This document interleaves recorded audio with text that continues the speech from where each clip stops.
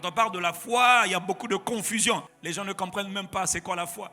Tellement on a ramené la foi à des choses qui ne sont pas la foi. La foi, c'est la capacité de croire, avoir une confiance absolue, une confiance ferme, une confiance radicale. On a confiance, on croit, on est persuadé. Et les gens pensent souvent que quand on parle de la foi, on parle de la foi religieuse. C'est par défaut. Mais la confiance en une religion, mon frère, c'est du temps perdu. La foi religieuse n'a jamais sauvé quelqu'un. C'est un ensemble de dogmes, de principes, de pratiques, de traditions.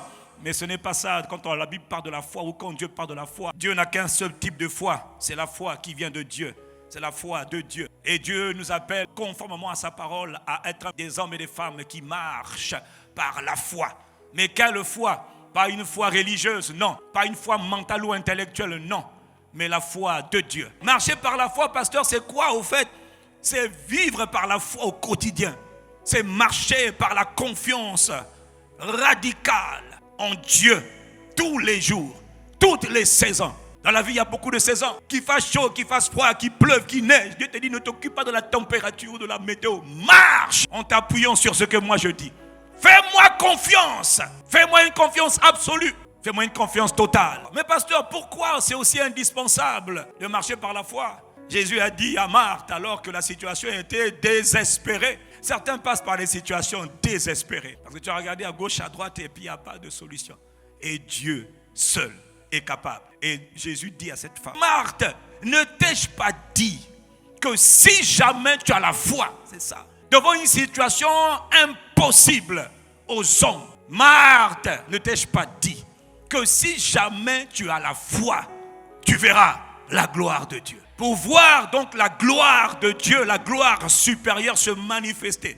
Dans les dernières semaines de cette année, mon frère, ma soeur, Dieu dit qu'il faut avoir la foi.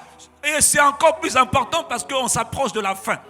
Donc, c'est-à-dire que c'est vers la fin là, généralement, que soit on se décourage, soit on se réveille. Il dit, si tu crois, tu verras la manifestation de la suprématie, de la puissance, de l'excellence, de la fidélité de ton Dieu. Mais il faut que tu crois, et tu crois jusqu'à la fin. Le problème, c'est que c'est ceux qui ont la foi qui verront la gloire supérieure, ou qui la voient déjà aujourd'hui. Mais ce que tu as vu n'est pas encore fini, parce qu'il y a des choses que Dieu fait, et puis il y a des choses que Dieu garde pour la fin. Mais il y a une particularité pour ceux qui vivent et qui marchent par la foi, c'est qu'ils sont des gens qui sont toujours heureux. Dans Jean 20, verset 29, Jésus a dit à Thomas, heureux ceux qui n'ont pas vu, mais heureux ceux qui ont cru. Donc ceux qui croient sont heureux. Et ceux qui croient en fin d'année seront heureux. Parce que d'une manière ou d'une autre, la foi marche toujours. La foi parle toujours. La foi se démontre toujours. Toi qui crois, tu seras heureux. C'est-à-dire tu auras des sujets d'action de grâce. Oh, tu vas dire, oh là là là là, gloire à Dieu, gloire à Dieu. Oh là là, gloire à Dieu. Pourquoi? Ta foi te fera chanter. La foi dans laquelle tu as marché te distinguera. C'est-à-dire que quand Dieu a dit là, et que toi tu gardes la foi, contre les tempêtes, tu gardes la foi, il dit les paroles s'accompliront. Il y a des paroles que Dieu a dit en début d'année qui ne s'accompliront pas parce qu'entre-temps tu as commencé à murmurer. Et les murmures annulent la foi. Et les doutes annulent aussi la foi. Mais la foi, tant qu'elle est vivante, tant qu'elle est active, et Dieu voit que tu as cru en sa parole malgré les challenges, il dit ce que je t'ai dit, tu vas le voir s'accomplir et tu seras heureux. Et effectivement, Marie, la mère de Jésus, a été heureuse. Et les hommes lui ont dit bienheureuse. Mais tu sais pourquoi? Parce qu'elle avait cru. On ne te dira pas bienheureuse si tu n'as pas cru. On te dira bienheureux, bienheureuse, heureux, heureux. Béni sois-tu parce que tu as cru. Mais pasteur, d'où vient la foi? La foi vient d'où? De ce qu'on entend. Donc tu dois faire très attention à ce que tu entends.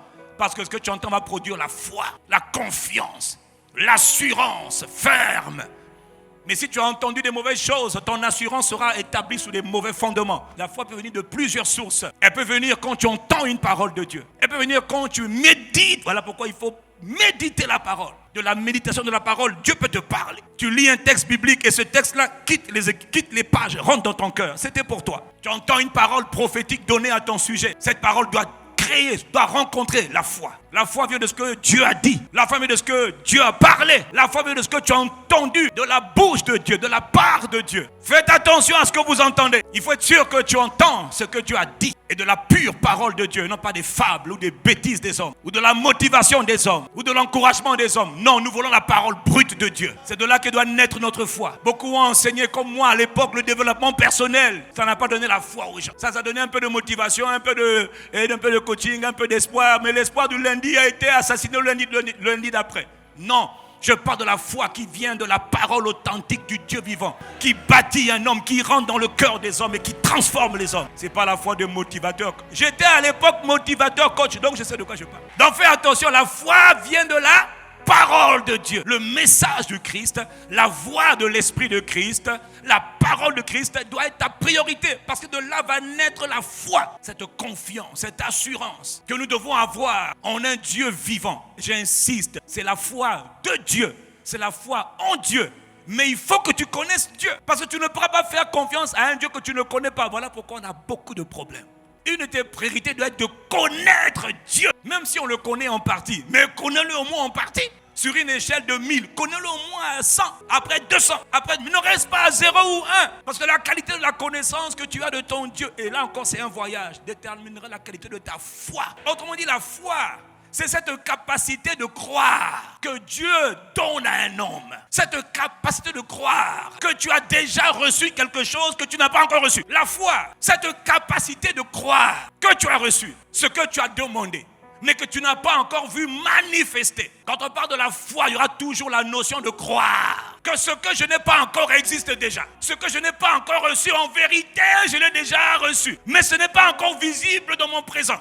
Mais c'est déjà là et c'est en route vers ma vie. La foi, rien à voir avec la religion. Jésus dit qu'une des manières de voir les choses être accomplies, il ne faut pas d'abord les voir, il faut d'abord les croire. Il faut d'abord avoir cru que ces choses-là vont s'accomplir. Donc tu es là dans le présent, tu n'as pas la chose. Mais tu sais que la chose est là alors qu'elle n'est pas là. Ça s'appelle marcher par la foi. Et je crois en Dieu parce que Dieu a parlé. Voilà quoi la foi doit te pousser à localiser la parole de Dieu. Il n'y a pas de foi si l'homme n'a pas localisé ce que Dieu a à dire par rapport à telle situation, tel événement, telle circonstance. Il faut chercher ce que Dieu dit.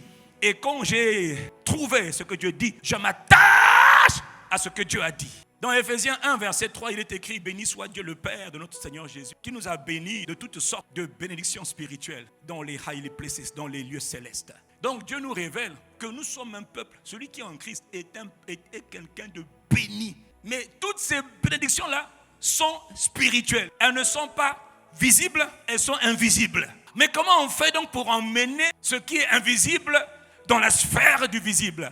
Il faut la foi. Pour emmener la guérison là où il y a la maladie, il faut la foi. Pour emmener la délivrance là où il y a la captivité, il faut la foi. Pour emmener la matérialisation des promesses là où on ne voit rien, il faut la foi. La foi, c'est cette capacité de croire qui t'emmène à aller récupérer les choses qui sont dans les sphères, dans le règne invisible, pour les emmener dans le règne du visible. Cet enfant que j'aspire à avoir, qui n'est pas encore là, et le temps passe. La foi, c'est la capacité de croire que quand j'applique les lois spirituelles, je peux récupérer ce qui m'a été volé pour l'emmener de manière manifestée dans ma vie.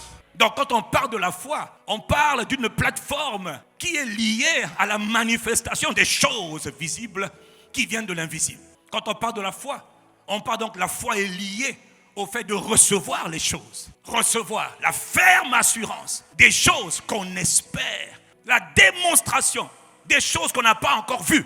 Ça s'appelle la foi. Donc, le premier niveau de foi dont le Saint-Esprit parle dans le livre d'Hébreux, c'est la foi qui consiste à recevoir les choses qui étaient invisibles autrefois et qui rentrent dans le domaine du visible. Il y a plein de choses que Dieu veut faire avec toi, mais elles sont encore dans le domaine de l'invisible. Il y a plein de choses que Dieu t'appelle à devenir. Il y a une différence entre toi qui m'écoutes aujourd'hui et toi qui m'écoutes dans ta version future.